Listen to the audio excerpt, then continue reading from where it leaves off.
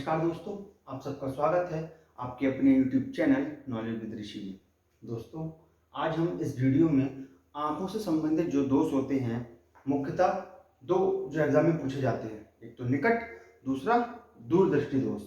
तो इन दोषों को हम समझेंगे और जानेंगे कि किस दोष को दूर करने के लिए कौन से लेंस की आवश्यकता पड़ती है, उस लेंस को हम कैसे पहचान सकते हैं कि कौन सा अवतल है, कौन सा उत्तल। तो चलिए शुरू करते हैं। आज का हम अपना जो टॉपिक है हमारा आंखों के दोष, वो कौन कौन से हैं उनको जानेंगे।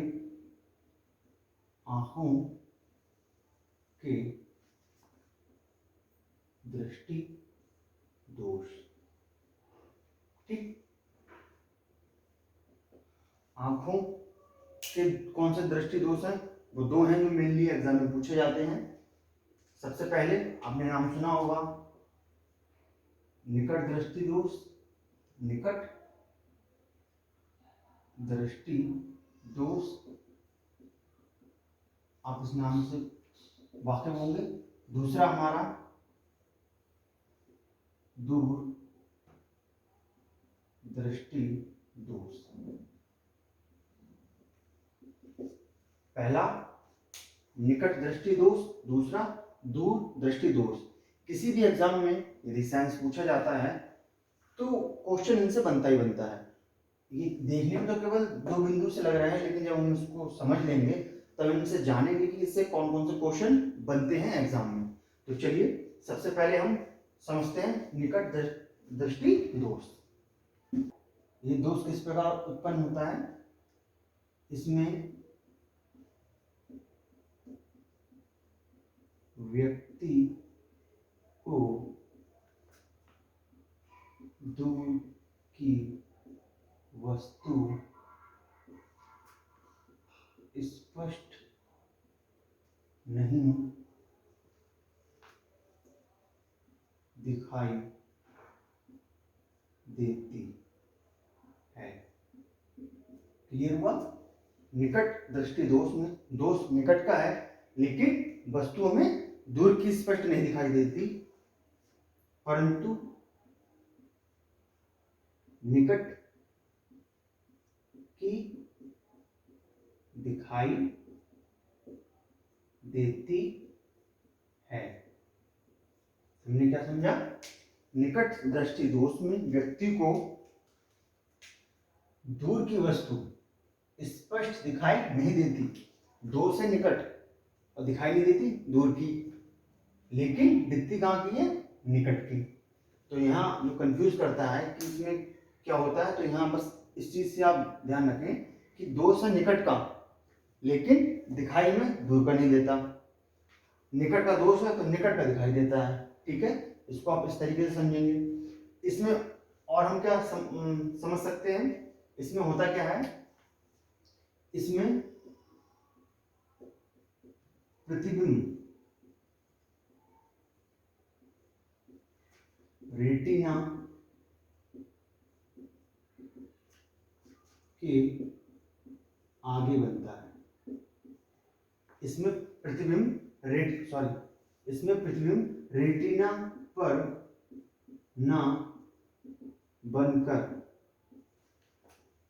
रेटिना के आगे बनता है। चलिए इसको हम पढ़ते हैं। निकट दृष्टि दोष है दोष निकट का, लेकिन वस्तु में दूर की स्पष्ट नहीं दिखाई देती, पास की स्पष्ट दिखाई देती है। इसमें जो प्रतिबिंब होता है वो रेटिना पर ना बनकर रेटिना के आगे बनता है। किसमें? निकट दृष्टि दोष में, ठीक। अब इसके बाद हम देखते हैं कि इस दोष को दूर करने के लिए हम किस लेंस का यूज करते हैं। यदि ये दोष उत्पन्न हो जाता है तो डॉक्टर आपको कौन से लेंस का चश्मा बना के देगा? तो लेंस देखते हैं। जो लेंस आपको देगा वो होगा अवतल लेंस, ठीक।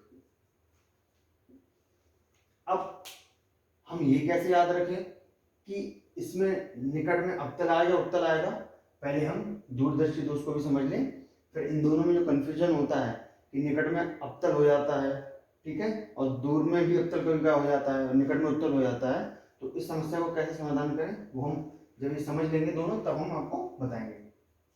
चलिए दूसरा देखते हैं। दूसरा है हमारा दूर दृष्टि दोष। चलिए इसे समझते हैं। दृष्टि दोष है दूर का, तो हमें दूर की वस्तु स्पष्ट दिखाई देगी। तो इसमें व्यक्ति को दूर की वस्तु स्पष्ट दिखाई देती है। दृष्टि दोष है दूर का, लेकिन वस्तु हमें दूर की स्पष्ट दिखाई देती है, परंतु निकट की स्पष्ट दिखाई नहीं देती।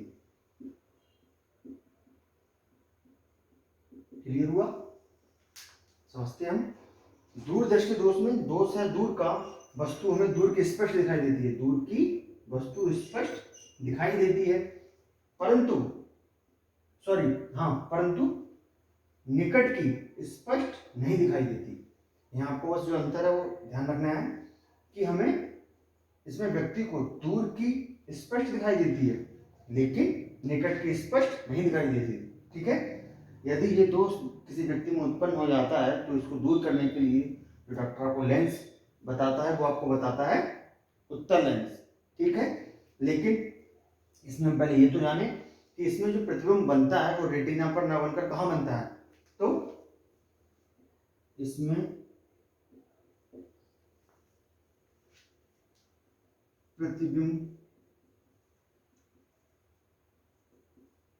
रेटिना पर ना बनकर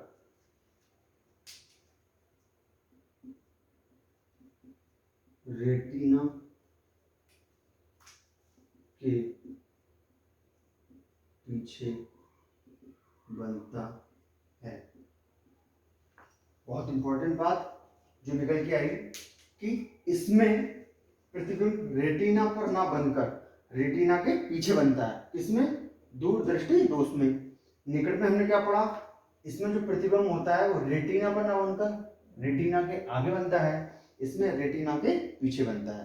ठीक है, फिर इसको हम जब दूर करेंगे दोष को तो हमें कौन सा लेंस यूज करना चाहिए? उसके लिए देखिए,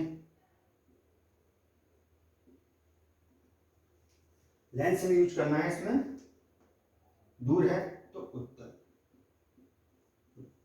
लेंस। अब जो अभी मैंने आपको बात बताई कि हम ये कैसे कंफर्म करें कि हम याद तो कर लेते हैं लेकिन एग्जाम हॉल में जब हम बैठते हैं तब उस समय का प्रेशर अलग होता है, तो हम ये कंफ्यूज हो जाते हैं कि अवतल दूर में है या निकट में है, या उत्तर दूर में है या निकट में है। तो इसको याद करने के लिए आप ऐसा कर सकते हैं, बाकी आप जो चाहें अपने हिसाब से याद करें, लेकिन मैं आपको बताता हूँ अगर आप ऐसे याद करना चाहें तो भी याद कर सकते हैं। कैसे? देखिए, निकट मतलब पास में। अब क्वेश्चन कौन कौन से बनते हैं वो मैं आपको समझा रहा हूँ। निकट पास में, तो पास में पहले कौन आता है? छोटा बड़ा में छोटा, सबसे पहले छोटा फिर बड़ा, तो निकट मतलब पास। तो जब भी हम छोटा बड़ा शुरू करते हैं तो सबसे पहले क्या आता है? आ, मतलब ये निकट का है। तो जब भी आप निकट देखेंगे तो सबसे पहले क्या आएगा? आ से हुआ हमारा अवतल। तो निकट दृष्टि दोष को दूर करने के लिए हमें किस लेंस की आवश्यकता पड़ेगी? अवतल लेंस की। क्लियर हुआ? क्यों? क्योंकि निकट मतलब पास में, और सबसे पास में क्या है? आ। उस सबसे दूर कौन सा है? ज्ञात। तो निकट पास में, आ पास में, तो निकट दृष्टि दोष में लेंस जो यूज होगा वो होगा अवतल लेंस। क्लियर हुआ? दूसरा, दूर दृष्टि दोष में हम कैसे समझ पाए कि उत्तल लेंस हो सकता है मैं एग्जाम में अवतल कर दे? तो इसका भी समस्या का समाधान क्या है? वो ये है, दूर आ पास में था, उ आके दूर है मतलब बाद में, तो दूर इधर है उ। तो तो आ के बाद तो ऊ आता है, तो ऊ का मतलब यहाँ दूर है। तो दूर दृष्टि दोष को दूर करने के लिए हम किस लेंस का यूज करेंगे? हम करेंगे उत्तल का। क्यों? क्योंकि आ के बाद या आ से दूर है उत्तल, इसलिए दूर दृष्टि दोष में हम किसका यूज करेंगे? उत्तल लेंस का। क्लियर हुआ? ठीक है। अब हम देखें इसमें और भी क्वेश्चन बन सकता है। यहाँ देखो आपने पढ़ा कि इसमें प्रतिबिंब रेटिना पर ना बनकर, तो इसमें क्वेश्चन क्या उठता है? निकट दृष्टि दोष में रेटिना पर प्रतिबिंब ना बनकर कहां बनता है? ऑप्शन में दिया होगा रेटिना के आगे, रेटिना के पीछे। तो आप कैसे कंफर्म करेंगे कि किस जगह बनता है? तो देखिए, निकट दृष्टि दोष में प्रतिबिंब रेटिना पर ना बनकर रेटिना के आगे बनता है, निकट में। तो मान लो रेटिना ये हमारी है, फॉर एग्जाम्पल ये रेटिना है, तो प्रतिबिंब रेटिना पर ना बनकर रेटिना के आगे बनता है ये। ठीक है। तो अगर आगे बनता है तो पास ही में हो गया वो, कोई चीज हमारे बिल्कुल आगे है तो क्या है? तो हमारे पास में ही है। तो निकट मतलब पास में, तो निकट दृष्टि दोष जब भी होगा तो वो जो प्रतिबिंब बनेगा वो रेटिना के बिल्कुल आगे बनेगा। आगे मतलब पास में। तो हम इस निकट से उसको भी समझ सकते हैं कि प्रतिबिंब रेटिना पर ना बनकर रेटिना के आगे बनता है।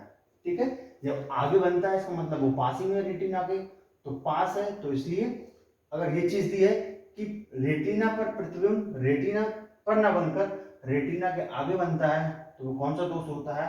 वो होता है निकट दृष्टि दोष। क्लियर हुआ? चलिए अब हम इसमें देखते हैं। इसमें क्वेश्चन क्या बनता है?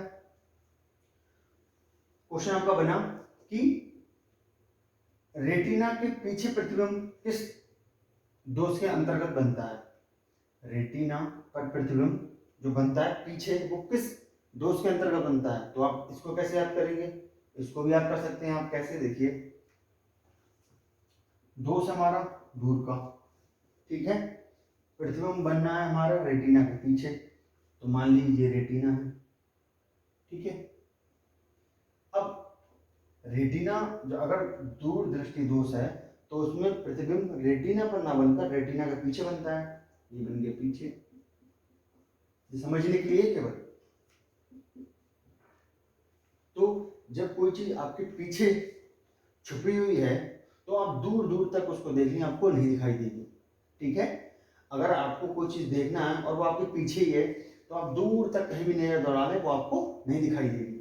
तो दूरदृष्टि दोष, दूरदृष्टि दोष में वो चीज हमारे जब पीछे लुकी हुई है तो हम उसको कहीं दूर तक देख लें, वो हमें दिखाई देगी।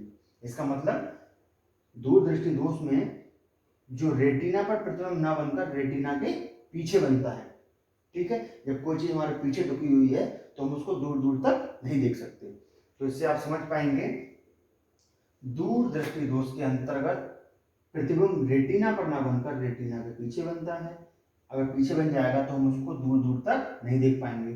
तो इससे हम यह लिंक कर पाएंगे कि दूरदृष्टि दोष में प्रतिबिंब है जो रेटिना के पीछे बनता है। क्लियर हुआ? ठीक है। ये दोनों बातें आपने जान ली, दोष को समझ लिया, दोष के अंतर्गत कौन सा लेंस यूज होता है, प्रतिबिंब रेटिना के आगे बनता है या पीछे बनता है। ठीक है। इन सभी बातों को हमने इसमें जान लिया। अब हम ये जानेंगे कि अवतल लेंस और उत्तल लेंस होते कैसे हैं, इनको हम पहचाने कैसे। अगर एग्जाम में आ गया कि आपको आकृति दे दी, जैसे चलो यहां समझते हैं, आपको ये आकृति दे दी, ठीक, एक ये है और एक ये, ठीक। अब आपसे पूछा गया दी गई आकृति में कौन सा उत्तल है कौन सा अवतल है, आप फिर कंफ्यूज हो जाएंगे। क्यों? आपको लगेगा ये उत्तल है ये उत्तल है। तो इसको याद करने की सबसे आसान तरीका क्या है? वो ये है, देखिएगा, ये हमारा ये वाला लेंस है, तो जो उभरा हुआ भाग है उसे उभरा, ठीक है, उसे उभरा और उसे उत्तल, तो उभरा हुआ भाग ये, तो ये हुआ हमारा उत्तल लेंस। ठीक। अब ये उभरा हुआ ये वाला अंदर, आ से अंदर, आ से अवतल, जो उभरा हुआ भाग है वो उत्तल, और जो आ से अंदर वाला भाग है ये देखिए ये अंदर वाला भाग है, तो ये हो गया हमारा अवतल। ठीक है, इतनी आसानी से आपने दोनों लेंसों को पहचान लिया।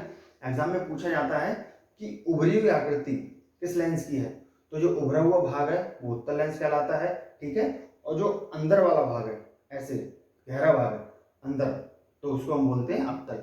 आ से अंदर, आ से अवतल। तो ये वाला हो गया अवतल लेंस और उभरा हुआ भाग हो गया उत्तल लेंस। तो उम्मीद करता हूँ ये आपको जो आंखों के संबंधित दोष हैं, निकट और दूर, ये दोनों आपको समझ में आए होंगे। और अवतल और उत्तल में क्या अंतर है ये भी आपको समझ में आया होगा। ठीक है, इनसे जो क्वेश्चन बनते हैं वो भी मैंने आपको समझाए। इस वीडियो को आप 1 से 2 बार और देखिएगा और सारे जो आपके क्वेश्चन हैं वो इससे बनते हुए आपको नजर आएंगे। और इस वीडियो को लाइक, शेयर और सब्सक्राइब करें अगर वीडियो अच्छा लगा हो। धन्यवाद।